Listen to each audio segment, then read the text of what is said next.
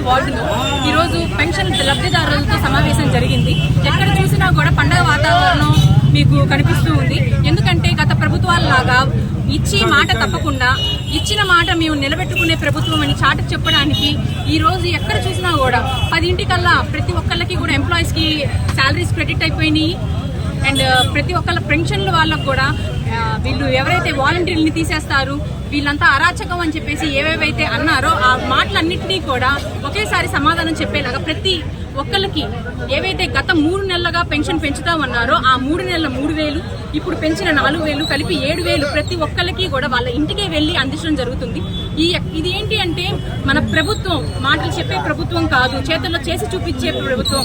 కూటమి కలిసింది ప్రజల శ్రేయస్సు కోసం అని చెప్పి చాటి చెప్పడం మనకి ప్రతి ఒక్కరు కూడా అందరూ కూడా చాలా హోల్ హార్టెడ్ గా యాక్సెప్ట్ చేస్తున్నారు. ప్రతి ఒక్కళ్ళ చిరునవ్వులు మనం ఎక్కడన్నా చూడొచ్చు.